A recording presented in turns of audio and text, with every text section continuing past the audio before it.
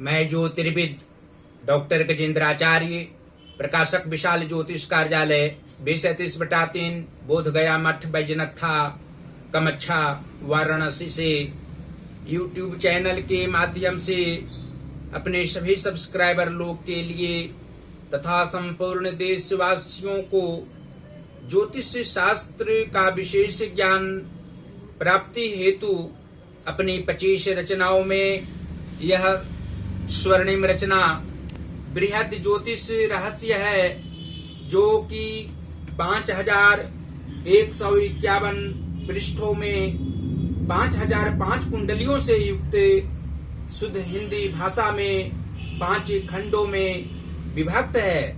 इस ज्योतिष महाग्रंथ बृहद ज्योतिष रहस्य को इतनी कलम अर्थात 525 कलम से मेरे द्वारा रचना हुई है। आज आप लोगों को जन्म कुंडली के चतुर्थ भाव में चंद्र और शुक्र ग्रह को बैठने का फल स्पष्ट शब्दों में वर्णन करने जा रहा हूं। जन्म कुंडली के चतुर्थ भाव में चंद्र और शुक्र के मेल से जातक जीवनों पर्यंत अपने माता पिता के प्रति ज्यादा धन श्रद्धा पूर्वक व्यय करते हैं। अपनी सारी कमाई माता पिता एवं भाई बहन के सुख सुविधाओं में व्यय कर देता है। इसका विवाह होने पर इसकी पत्नी अप्रसन्न रहती है। इससे जातक को दुख व तनाव व्यर्थ के नित्य दिन बिना बात किए भी पत्नी से रहता है, लेकिन इस पर कोई असर नहीं पड़ता। ये अपनी माता को आदि शक्ति और किसी देवी देवताओं से कम नहीं मानते हैं। मृत्यु पर्यंत कर्म करने वक्त भी निरंतर ध्यान माँ को ही जातक करते हैं। चंद्र के विशेष प्रभाव से जातक धनवान और उच्च शिक्षा भी ग्रहण करने वाले होते हैं। शुभ स्थिति में सत्संग से लाभ, परोपकार करना इस जातक का परम कर्तव्य होता है। ये दोनों ग्रहों के मेल से उच्च ख्याति प्राप्त व्यक्ति द्वारा उत्साह का समय इस जातक को प्राप्त होता है। जन्म स्थान से दूर रहना भी होता है और सही में एक दिन यह व्यक्ति कर्म भूमि में सुंदर भवन निर्माण करता है। मातृभूमि पर गृह निर्माण कर्म भूमि से पहले इसके द्वारा होता है। इस जातक को माता पिता सहित सुहृद सभी भगवान के समान आचरण व व्यवहार करते हैं। ये पुत्रोत्पन्न होने पर बहुत अधिक प्रसन्न होते हैं। जातक की पत्नी को संतोषी माता का व्रत अवश्य ही करना चाहिए। और यह भी स्पष्ट शब्दों में आप लोग जान सकते हैं कि जन्म कुंडली के एकादश भाव अर्थात लाभ हो व आय भाव में शुक्र विराजमान हो या शुक्र का यह भाव हो और पंचम भाव के स्वामी मंगल ग्रह हूं अर्थात एकादश भाव के स्वामी शुक्र ग्रह हूं, तो चतुर्थ भाव स्थित चंद्र और शुक्र के प्रभाव से जातक कल्याणकारी कार्य करने की इच्छा वाले होते हैं। तनावपूर्ण स्थिति में भी गलत काम नहीं करते हैं। अपने परिवार परिजनों को आदर भाव प्रदान करने वाले होते हैं। मित्रजनों को खुश रखने की आदत इनमें होती है। पुत्र सुख इनको अवश्य होता है। विवाह होने के उपरांत पुत्रोत्पन्न होना भी स्वाभाविक है। इनके पुत्र वृद्धावस्था में इनको आत्मिक सुख प्रदान करने वाला होता है। इनकी इच्छाओं को पूर्ण करने वाला और सभी प्रकार के सांसारिक सुखों को अपने माता पिता को इनकी संतान प्रदान करने की इच्छा वाली होती है। और जन्म कुंडली के कर्म भाव के स्वामी मंगल ग्रह हों तथा पराक्रम भाव के स्वामी बुध ग्रह हों, तो चतुर्थ भाव स्थित चंद्र और शुक्र के प्रभाव से जातक को कर्म क्षेत्र में मन अवश्य लगता है। धनोपार्जन करने में भी मन कम नहीं लगता है और धन का अपव्यय होने पर इनको मानसिक तनाव अवश्य होता है। अन्य जनों को सुख देने वाले होते हैं। पराक्रम की भावना इनमें रहा करती है। तेज बुद्धि इनमें होती है और मन मस्तिष्क शांत रहना भी स्वाभाविक बात होती है। जन्म कुंडली के नवम भाव के स्वामी गुरु बृहस्पति हों तथा द्वितीय भाव अर्थात धन भाव के स्वामी सूर्य ग्रह हों तो चतुर्थ भाव स्थित चंद्र और शुक्र के प्रभाव से जातक का भाग्योदय 23वें वर्ष में होता है और स्थायी रूप से जातक का भाग्योदय 28वें वर्ष में अवश्य होता है। जीवन के पूर्वार्ध भाग में और उत्तरार्ध भाग में भी धन का भाव इन्हें नहीं रहना स्वाभाविक है। वृद्धावस्था में हर प्रकार के व्यक्ति से संग करना और आध्यात्मिक क्षेत्र में अभिरुचि रहना स्पष्ट है। जातक धनवान परिवार में जन्म भी लेते हैं और अपनी इच्छा के अनुरूप अपनी विद्या के अनुरूप धनोपार्जन स्वतः करने वाले होते हैं। धन के महत्व को समझने वाले होते हैं और जन्म कुंडली के सप्तम भाव के स्वामी शनि ग्रह हों तथा लग्नेश चंद्रमा हों तो चतुर्थ भाव स्थित चंद्र और शुक्र के प्रभाव से जातक का भाग्य किसी भी काल में कमजोर नहीं होता है। उत्थान और पतन होता रहता है लेकिन मनोबल इनका कभी गिरता नहीं है। दाम्पत्य सुख प्राप्त होता है। दाम्पत्य जीवन में हर प्रकार के सांसारिक सुख ही नहीं प्राप्त होते हैं।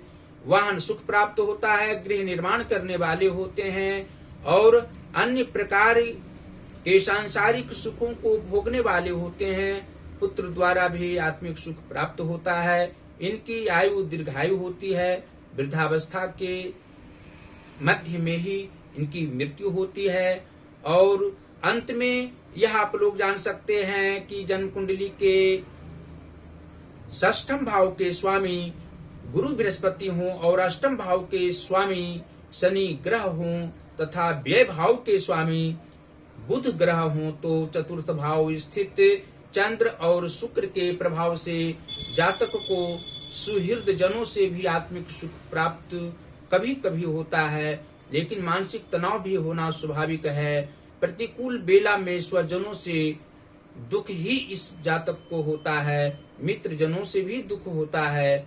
इनको सदा सावधान रहने की आवश्यकता होती है। स्वतंत्र रूप से इनको कार्य करना चाहिए और धन का अपव्यय होने पर मानसिक तनाव इन्हें कम होता है।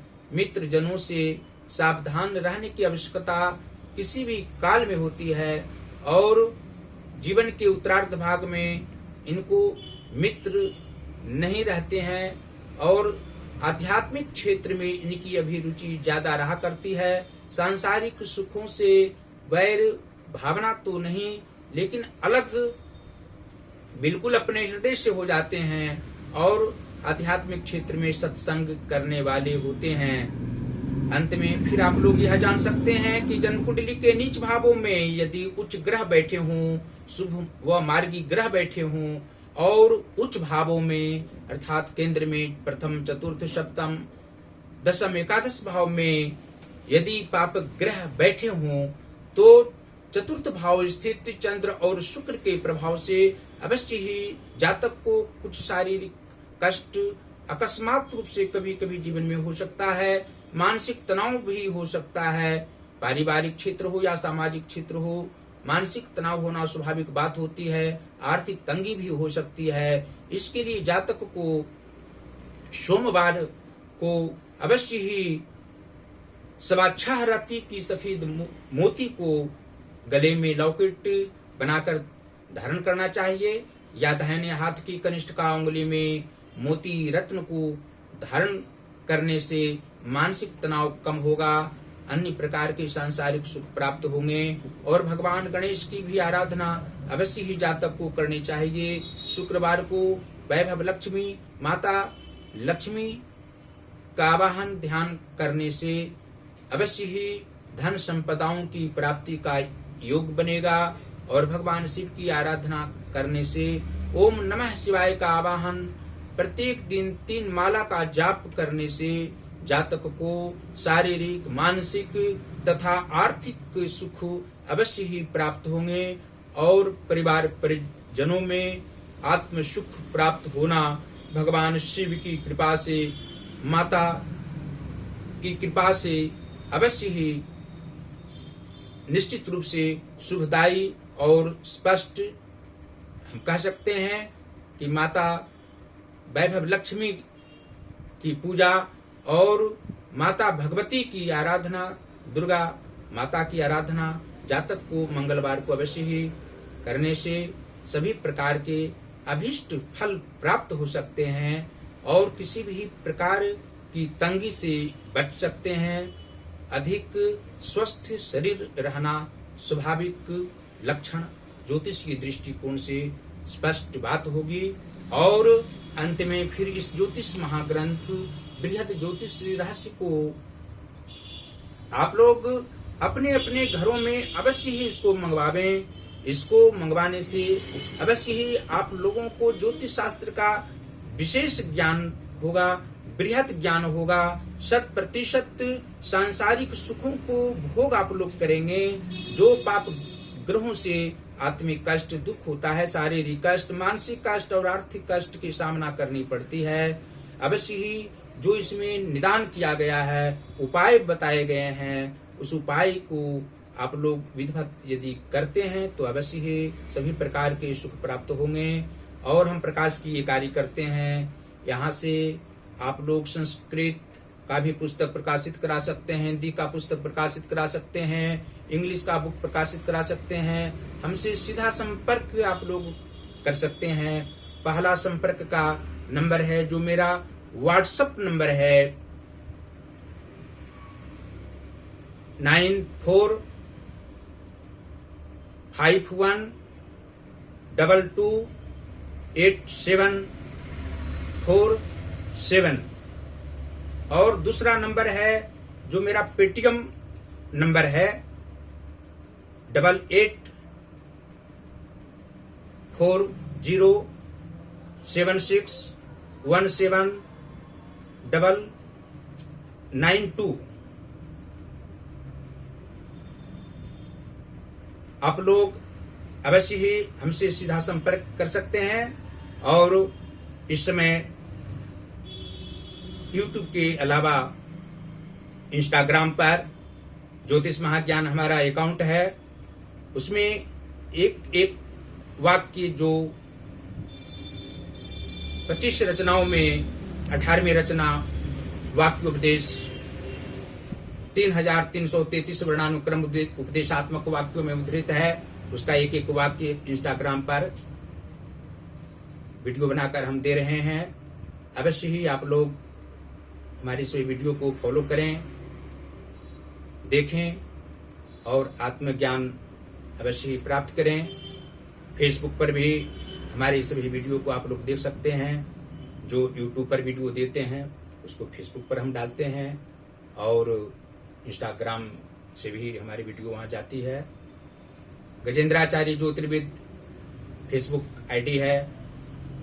आप लोग अवश्य ही उस आईडी को देखें और सब हमारी सभी वीडियो को देखकर आत्मज्ञान सही रूप में प्राप्त करें। जो बातें समझ में नहीं आवे अवश्य ही हमसे आप लोग सीधा संपर्क कर सकते हैं। और जो हमारा यूट्यूब पर ज्योतिष महाज्ञान चैनल है उसको अवश्य ही आप लोग सब्सक्राइब करें, घंटे का बटन अवश्य दबाएं और हमारी सभी वीडियो को शेयर करते रहें। देवाधिदेव महादेव भगवान श्री काशी विश्वनाथ जी की असीम कृपा आप लोगों पर नित्य दिन बरसती रहे। आप लोग सदैव प्रसन्न रहें। आप लोग परिवार परिजनों के साथ मंगलमय शुभमय तरीके से सुखमय जीवन व्यतीत करते रहें और हमारी सभी वीडियो को अवश्य ही देखते रहें। आप लोग सदैव प्रसन्न रहें। धन्यवाद।